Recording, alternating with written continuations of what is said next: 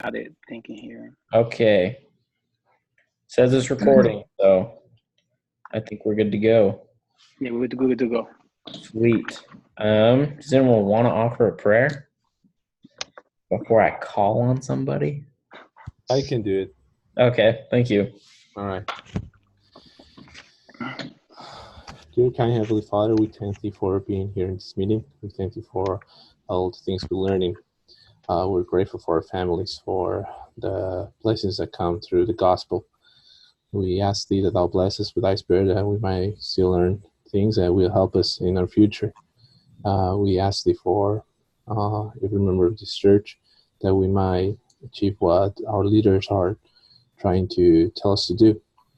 We ask thee to bless families. We ask to bless missionaries around the world, that they might be protected. This is that we still continue and educated, and we ask these things in the name of thy Son, Jesus Christ. Amen. Amen. Thank you, Daniel. Just gonna pull the agenda up real quick. This week's reading was Recruitment of a Star. Is that correct? Yeah. Correct. Did I read the right one? Mm-hmm. Sweet. Okay. Well, let's just jump right into it. What did you guys think some of the pros and cons were about each of the candidates?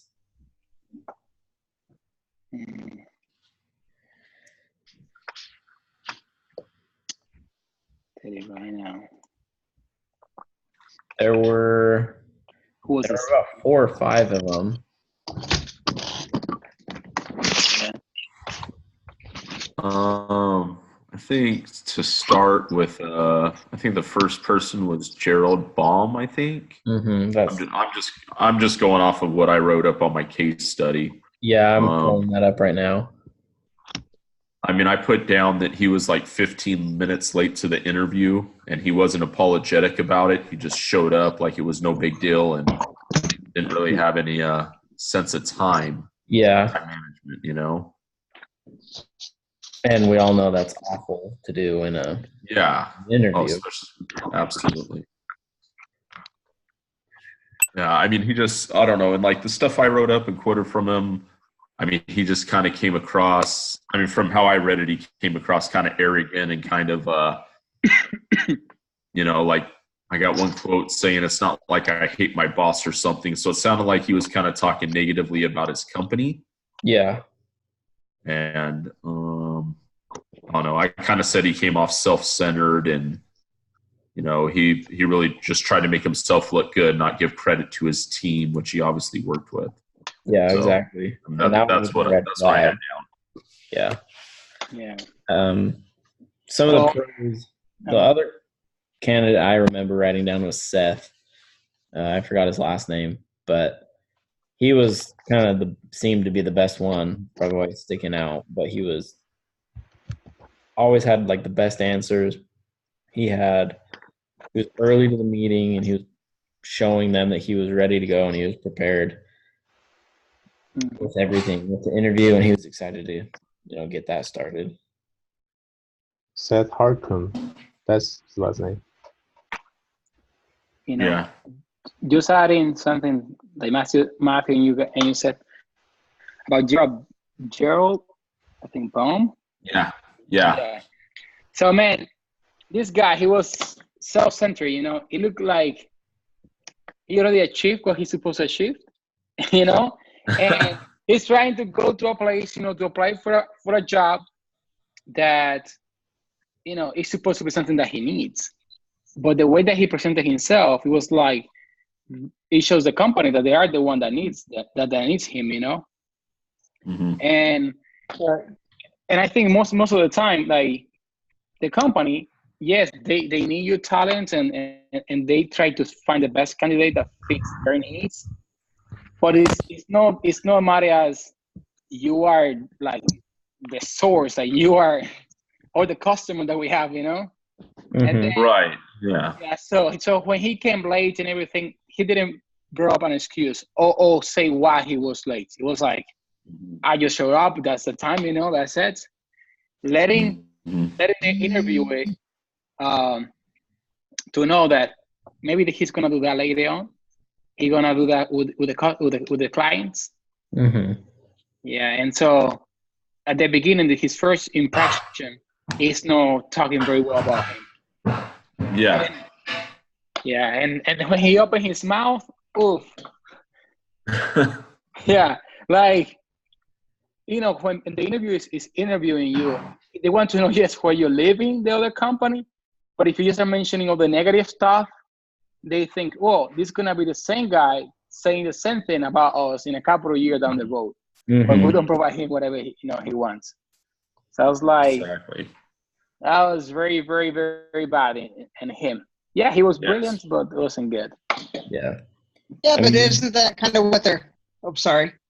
No, go ahead. Isn't that kind of what they're looking for when they want a star, right? Like, they want this huge star, this they kind of ask for people like that because they're wanting the stars and those type of people. And so I think when they want those stars, they're also going to get those arrogant people. So I think that's kind of an expectation of what they want without saying it, of course, because they're showing it in what they're wanting for the headhunter and things like that. But that's kind of tricky because they want to be working with teams. But with this kind of person, they don't like to work with teams because they're self-centered. Mm-hmm. So I think that will be a big issue. I mean, if I'm looking for some analysts, and analysts work better in groups, and he doesn't want to work in groups, that will be a problem, and I will have to think about it. Mm-hmm. Right. Yeah. Totally agree. And the point is that, yes, they're looking for a star, and that's good. They're looking for that, that guy who can lead and everything. But the point is that, what about if that person that you're bringing with all the talent and stuff cannot, move, the vehicle that you're operating? What about if he cannot lead that team that is in the company, or that he's no perfect match for the clients?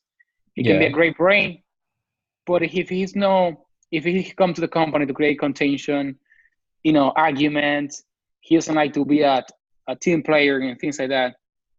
That was what the guy that he resigned was doing, kind of. He was kind of a little bit selfish and was creating a negative impact in the company. So now we're going to bring an outsider with more self-centered, issue. And so so that could have a very impact in the current employees that are in the company. That's kind of my point of view there. Like, how would the employees react if he are to be hired there? They wouldn't have it. Yeah. I feel like they wouldn't want to work with him because he's, like you said, so self-centered and selfish, and probably knows that and acts like he knows everything. So they wouldn't want to work with him. Isn't one thing evident, though, in this case study, that they aren't following the same traditions that they've had in the past? I mean, from when you read the thing and you're going through the case study, it says that they promote their junior analyst. They want people to stay in there for a long period of time, yet they're kind of pushing Rena completely out of the picture. Yet she's the most qualified at the moment. Completely the most qualified.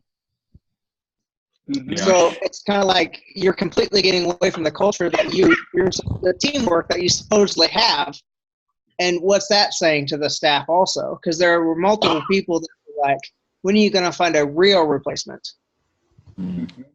Yeah, they're not doing her any favors. The lady who's, running the work right now, for the company, it said that she was basically doing the job.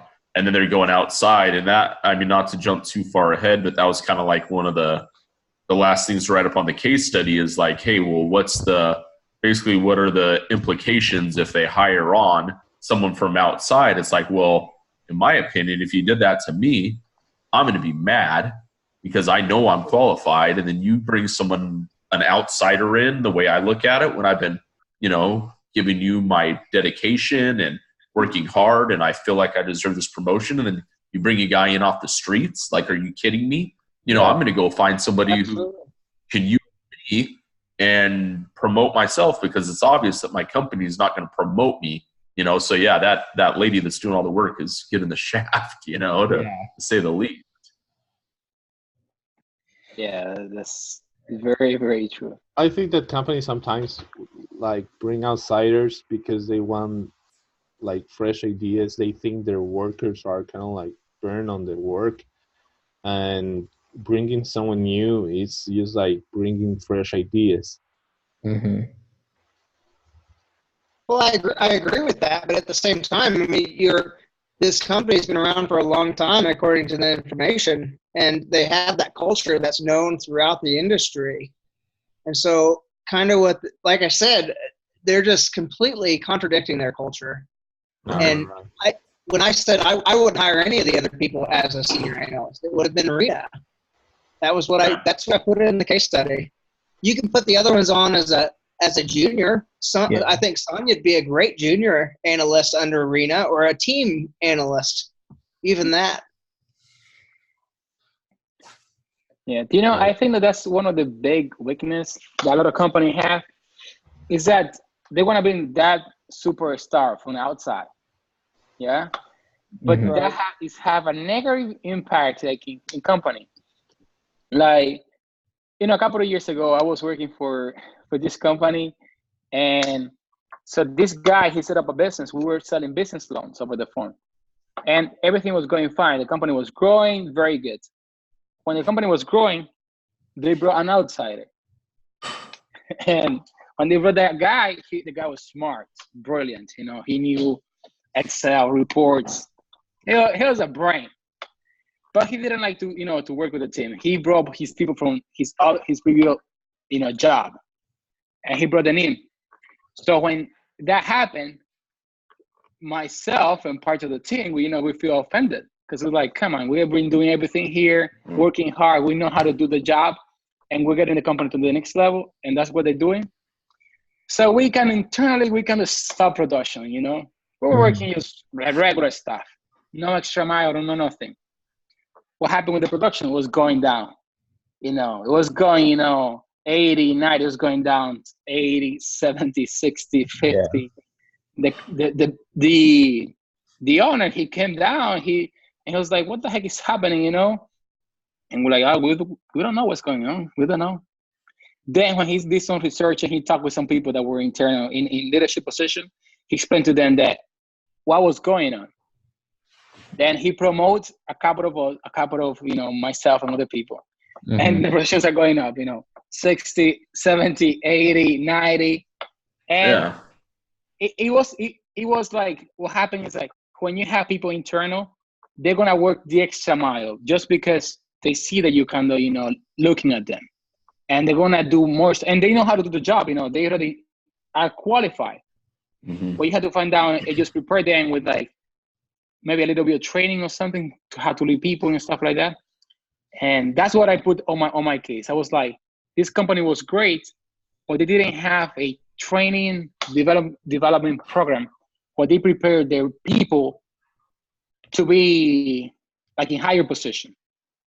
Because in this case, if we don't have a program where they would prepare and train their people, when the guy will leave the company, the girl will be ready to take his position, and nobody will complain about her because but now they're complaining about her because they don't see her as a leader that she could be. Mm-hmm.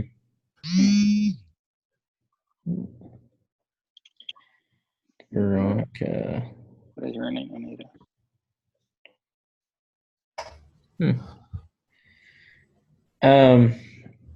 The way I read it was, the title of the article was Recruiting a Star. And like you said, being a star, how to, you have the brains to be the top, but you also have to have that team workability, being able to work with a team in order to be a star. Because like you said, you can be smart, but if you can't work with anybody else, then you're going to see production go down. Yeah, I think being a star is working with, like, being good at everything, kind of. Absolutely. I think if you have good results, that's a start you need. Yeah. Good results, and like, I don't know, a team player or a team guy. Like, if you're having success and you're working with people, you just don't walk. For me, it's like, in my job, I don't walk in and say, oh yeah, I'm doing this and doing this and doing this. No, it's like the people that I work with, like we have something that we need to do and we accomplish it, then everybody should get a fair share of the credit, not just, One person. this person because they did this or this person because they did this. It's like, no, it's a group effort. Like, if we don't, take care of our customers, my business, no one's going to come back and buy anything again. Yeah. And it's more than just one guy talking to you. It's all the people that have their hands in the pot at the same time, trying to get it accomplished and trying to take care of the customer and what their needs are. Yeah, for sure. I just want to share a pattern. Do you see the case of for Seth? Seth or his last name, Seth Horkin? Mhm. Great guy, very good, Mm-hmm. So I think he was also facing the same thing that, and is Anita her name? That Anita was facing. He was a very good guy, brilliant in his company and stuff, doing his number, but they were not appreciating his job as they supposed to. Right. They were like, doing good, but just you still the junior, like you still the guy. They're not considering him, as they supposed to, or promoting him or giving him the big stuff. Mhm. And that's the same case that kind of Anita will replace if they hire an outsider. And then what she will be doing? The same thing that the superstar are doing, jumping around to a different company. Yeah. Yeah. Right. I mean, that does happen a lot in business, A lot of people go from one company to another and jump around until not everyone, but I've met quite a few guys that they do that. You look at their track record and, they work somewhere for a year, get what they can out of that, and then they jump onto this other company because they feel that they're going to be able to get what they want out of that, and then that doesn't work out, and they just kind of jump around. I mean, I think that works to a certain extent, to the point to where it kind of bites you in the end, where people, I know when I went to apply for the job that I work at now, they looked at my resume and they're like, well, you've been with your company for like the last 13 years, why are you moving on?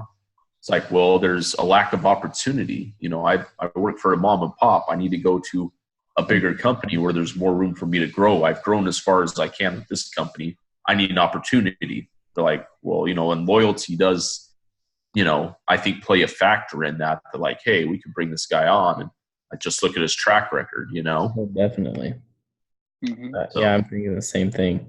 I'm not loyal to a fault, but This kind of personality reminds me of someone who is like entrepreneur, because they're like, okay, I need to improve my skills, and they're not going to do it while they're working for someone.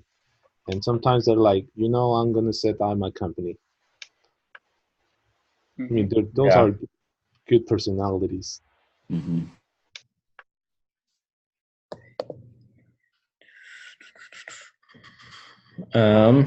Sorry, I'm just trying. Veronica's. Oh, you're back. Yeah, we got Veronica back. All right, let's go to the next question. So we've kind of discussed the pros and cons and kind of who we would hire. It says share the information contained with the recruitment of a group. Have you guys are you guys looking at the agenda? You have it here. Okay. Well, there's just a link. I'll share my screen.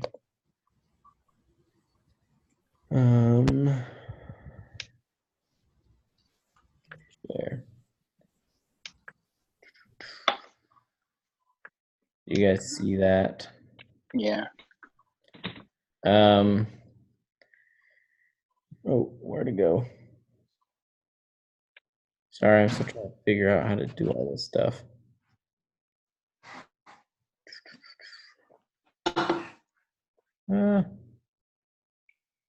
So it just has the candidates and their current salary, and then the salary that they would have at the RSH, and then the multiplier over Arena's salary.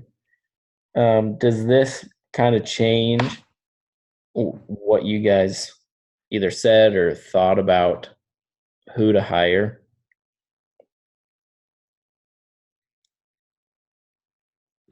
Not for me. Uh,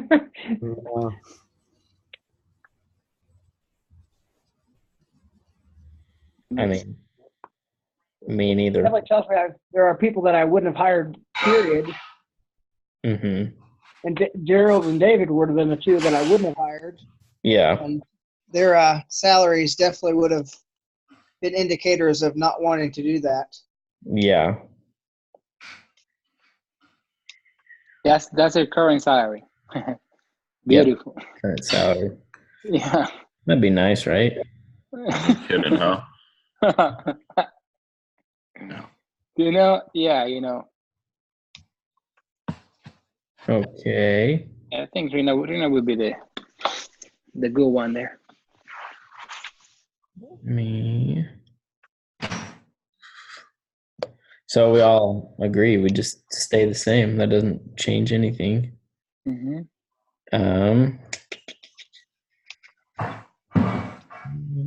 That should affect, you know. If the guy's getting paid a lot of money, he need to have a lot of talent for you to equal that stuff, you know, and bring in it. Mm-hmm. Make it worth the money. So at some point, that's also like a weakness for them, for those big players, because as higher as your salary is, as big as gotta be your, you know, your skills and expertise. Mm-hmm.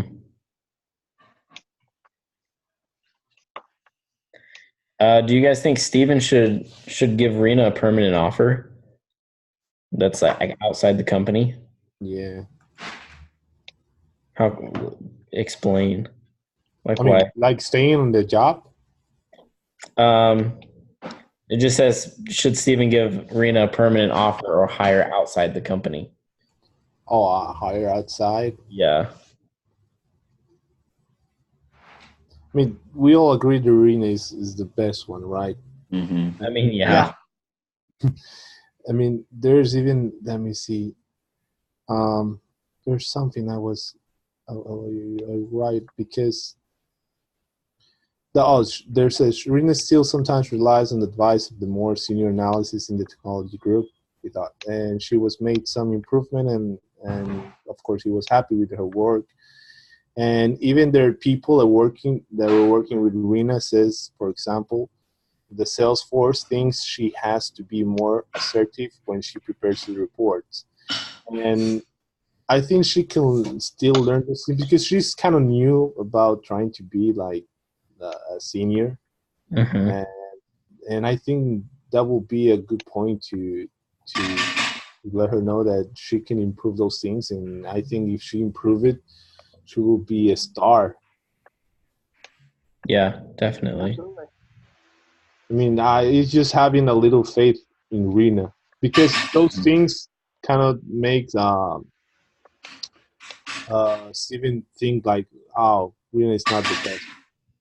Because I think he was kind of like desperate to get someone like a star. Mm-hmm. Well, but I think one thing, though, I mean, they could set Rena up for success. There are candidates that are there that could be beneficial to Rena. So if they're really interested, or they really want to bring somebody on, then, like I said, Sonia could be a great option. Sonia doesn't want the amount of money that the other people want.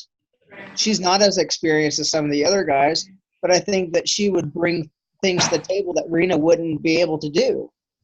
So if those two were to work together, then it solves some of the issues that they were going to have, some of the concerns that they have with Rena, and it still brings on somebody that's capable of doing the job. Yeah. Because they need to hire somebody anyway. They need another junior analyst regardless.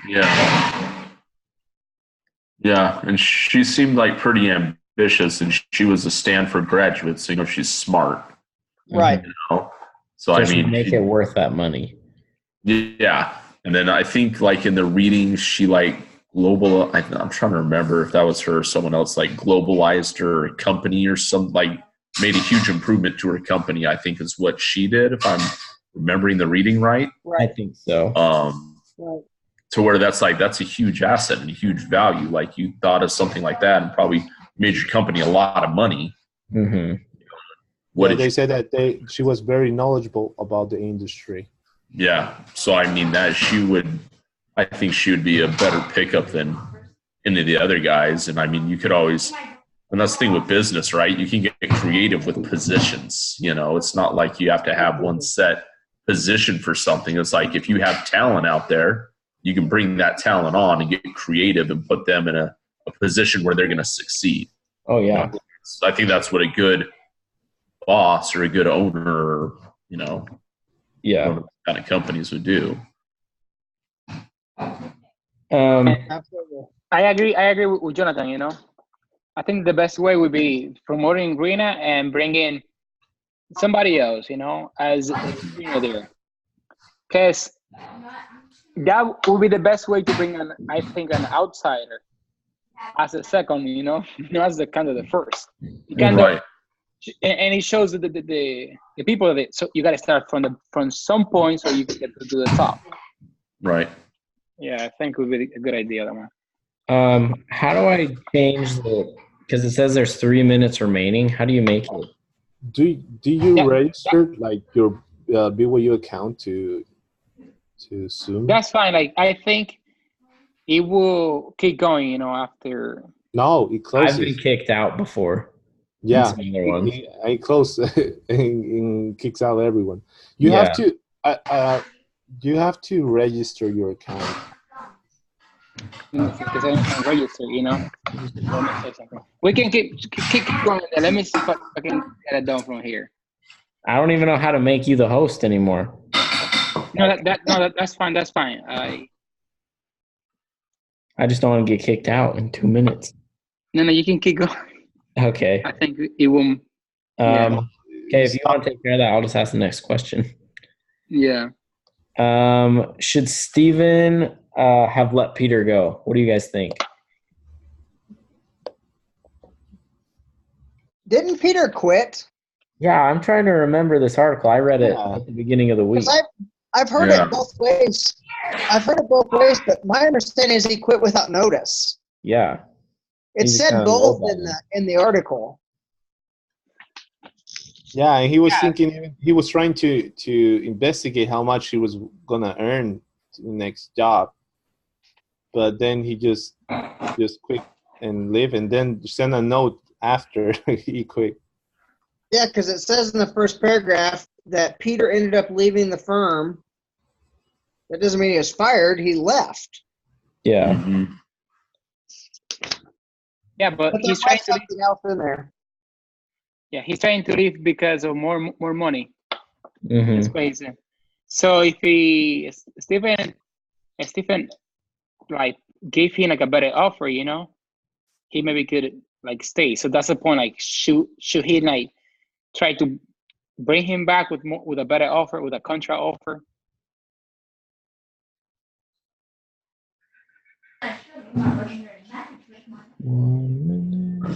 I guess it depends on it. I mean, that's kind of a gray area. We don't know how much she was offering with the other company and, you know, blah, blah, blah. I mean, they didn't really provide us with that information. So, I mean, it's kind of hard to. Yeah. And I mean, you can't really make someone stay. Like, if they're not quit. I think that I don't know, if you try to bring that guy back, even with money, it's gonna be like pushing someone who really wanted to leave, because I don't think we can understand Peter's decisions about leaving the company. Perhaps it was money, perhaps he wants to leave the company because he didn't like it anymore. Yeah, we don't know the reasons, but trying to bring someone who just left without noticing, I think is not like healthy, and it's gonna be awkward after that. Mm-hmm. yeah. Says less than a minute.